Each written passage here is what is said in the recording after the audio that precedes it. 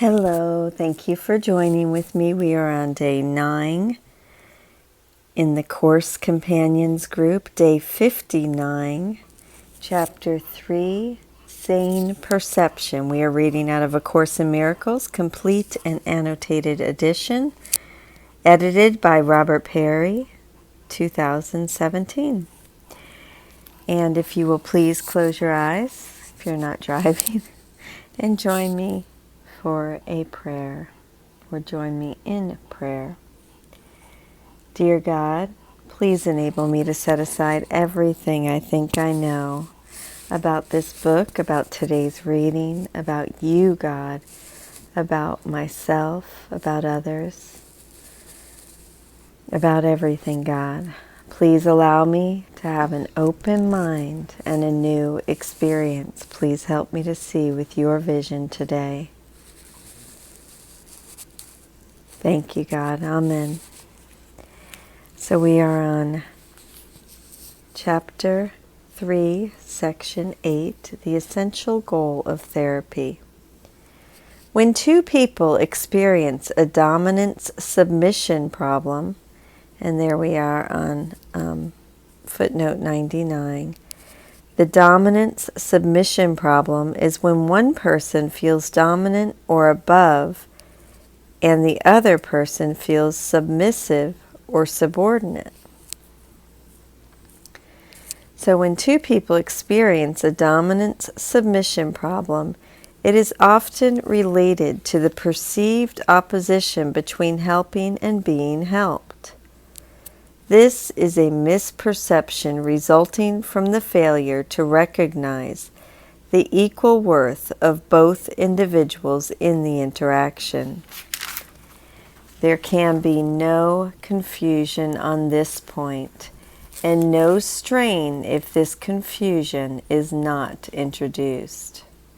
Such confusion may be experienced by a person when someone else is trying to help.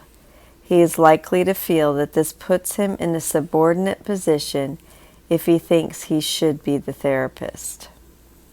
Obviously, there is no problem once it is recognized that the equal worth of each person precludes the misperception, since both gain in such a transaction. It is impossible for anybody to ever lose anything when this is fully recognized. This is what recognizing your brother is all about. The prerequisites for therapy must include the following conditions. 1. The procedure must involve the recognition rather than the denial of the importance of thought. 2. The exact equality of everyone who is involved must also be recognized. This must include me. 3. No one is either therapist or patient. You could add teacher or pupil. 100 footnote. This is true on the level of knowledge where, as a subsequent paragraph states, the therapist is not a better knower than the patient. However, on the level of perception, there is a role for therapists and teachers, as this section makes clear. 4. Above all, everyone involved must want to give up everything that is not true. The reason for the negative emphasis here is that therapy implies something has gone wrong. Although the purpose of therapy is to correct this, those who are ill are negative. Therapy is exactly the same as all other forms of miracle working. It has no separate laws of its own. All of the principles that were given for miracles apply to therapy because unless therapy proceeds from miracle-mindedness, it cannot heal. The therapist, hopefully, does have the role of being the better perceiver. This is also, again, hopefully true of the teacher. It does not follow that he is the better knower. Footnote 101. In other words, both therapist and patient in their true nature have an equal ability to know reality. On the level of knowledge, they are equals. Temporarily, the therapist or teacher can help in straightening out twisted perceptions, which is also the only role that I would ever contribute myself. All therapy should do is try to place everyone involved in the right frame of mind to help one another. It is essentially a process of true courtesy, including courtesy to me. You should know that all God's children are fully worthy of complete courtesy. There are ways of treating others in which only consistent courtesy, even in the very little things, is offered. It is a very healing habit to acquire. Any form of mental illness can truthfully be described as an expression of viciousness. Footnote 102. The exact nature of this viciousness is described below. It involves voluntarily internalizing another's low opinion of us so that we can make him appear guilty of hurting us. Parentheses, when in truth we hurt ourselves, end parentheses.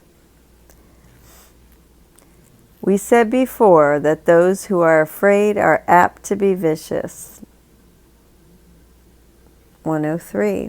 Text chapter 3, section 3, 11.3. Frightened people are apt to be vicious. If we were willing to forgive other people's misperceptions of us, they could not possibly affect us at all. There is little doubt that you can explain your present attitudes in terms of how people used to look at you, but there is no wisdom in doing so. In fact, the whole historical approach can justifiably be called doubtful. Footnote 104. The historical approach here refers to trying to understand a person based on his or her history.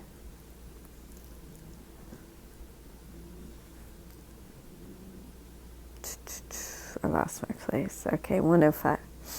Consider your parents, for example, 105. This discussion of parents was originally addressed to Bill, who felt wounded by his parents' lack of appreciation of his worth. Isn't that most of us? No, I'm just kidding. Sorry. Consider your parents, for example. No one has adopted all of his parents' attitudes as his own. In every case, there has been a long process of choice in which the individual has escaped from those he himself vetoed, while retaining those he voted for. For instance, someone might not have retained his parents' political beliefs because he believed he was free in this area. Yet he might still have retained their misperception of his worth. In this case, there might be some acute problem of his own that would make him so eager to accept this. This tendency can always be regarded as punitive. 106.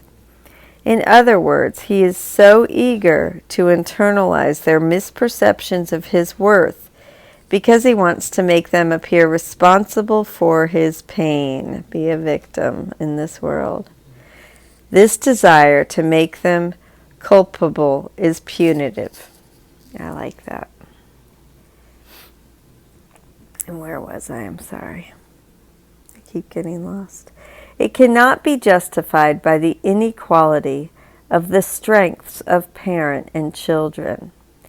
This is never more than temporary and is largely a matter of maturation and thus physical difference. It does not last unless it is held on to.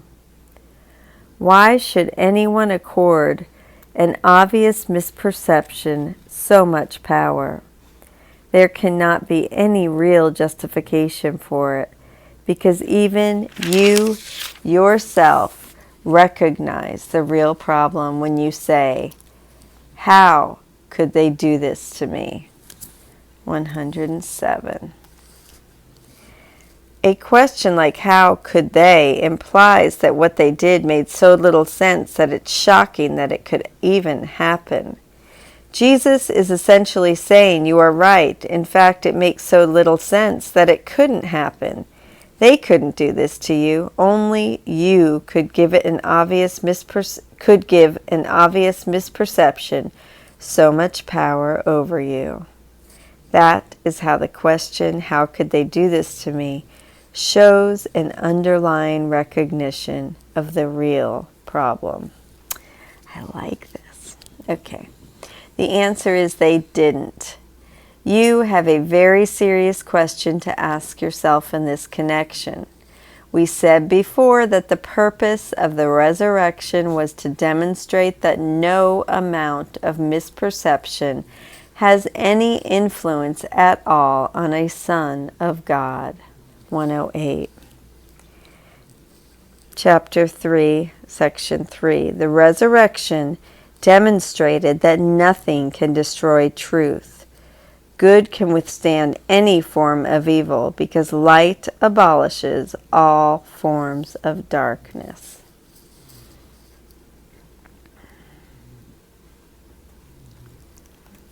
I don't know how I could lose my spot from the bottom to the top. Okay.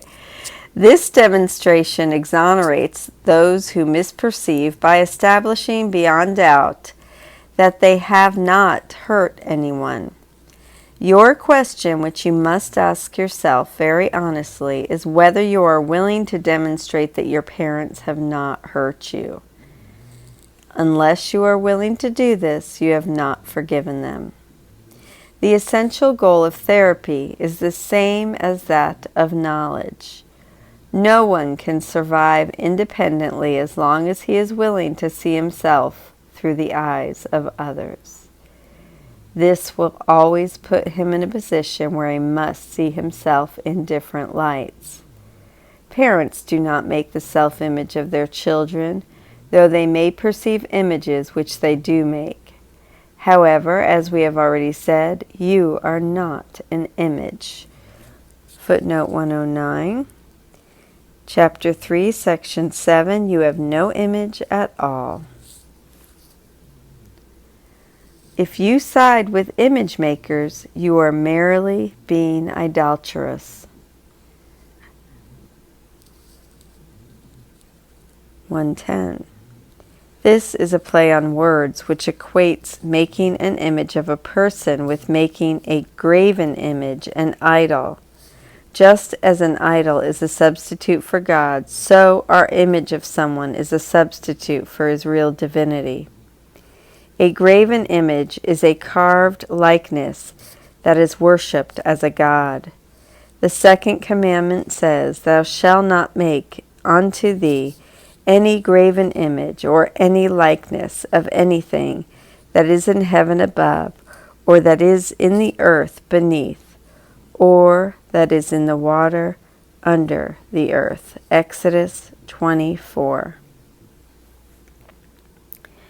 You have no justification whatever for perpetuating any image of yourself at all.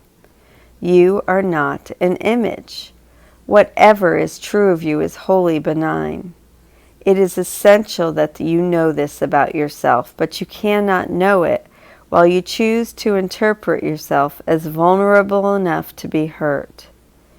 This is a peculiar kind of arrogance whose narcissistic component is perfectly obvious. Footnote 111. The arrogance lies in believing that you have the power to endow someone with a strength he does not have. In this case, the strength to make you over. The narcissism lies in your obsession with your image, with how you appear. It endows the perceiver with sufficient unreal strength to make you over, and then acknowledges the perceiver's miscreation. 112. Footnote. The perceiver here is another person, in this case a parent. To acknowledge the perceiver's miscreation is to accept the truth of your parents' misperception of you by giving that misperception the weight that only truth should have. There are times when this strange lack of real courtesy appears to be a form of humility. Actually, it is never more than simple spite. Your parents probably did misperceive you in many ways, but their ability to perceive may have been quite warped, and their misperception stood in the way of their own knowledge. There is no reason why it should stand in the way of yours. It is still true that you believe they did something to you. This belief is extremely dangerous to your perception and wholly destructive of your knowledge. This is not only true of your attitudes toward your parents, but also of your misuse of your friends. You still think that you must respond to their errors as if they were true. By reacting self-destructively, you are giving them approval for their misperceptions. No one has the right to change himself according to different circumstances. Only his actions are capable of appropriate variation. His belief in himself is a constant unless it rests on perceptual acuity rather than knowledge of what he is. It is your duty to establish beyond doubt that you are totally unwilling to side with, identify with, anyone's misperceptions of you, including your own.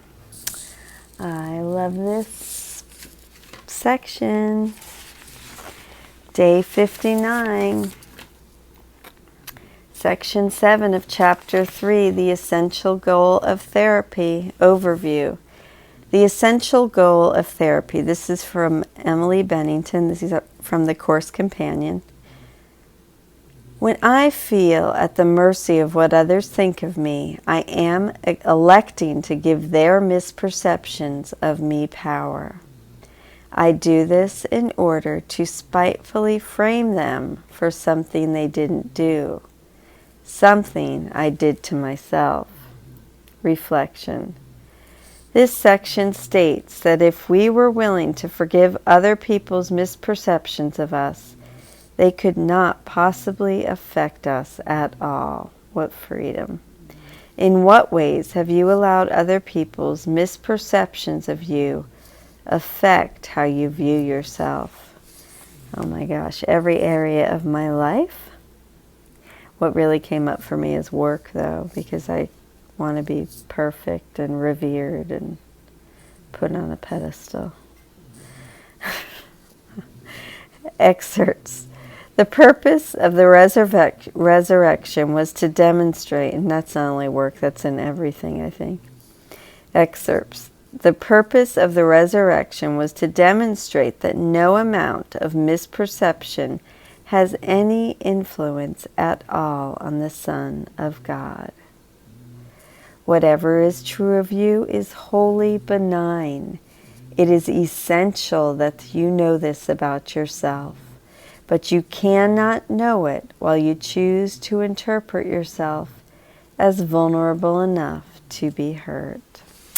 Thank you for joining with me. I'm going to get ahead on the lesson tomorrow, so tomorrow I'll read Day 60, which is Day 60, I believe. No, tomorrow's Day 59. So I'm going to read 60 and 61 just so I'm one up, just to get a little bit ahead, because I don't want to get behind. So I will publish both of Day 60 and 61 tomorrow. Thank you for joining with me, and I appreciate it. I'm grateful for this time with you. I love you. Have a beautiful day.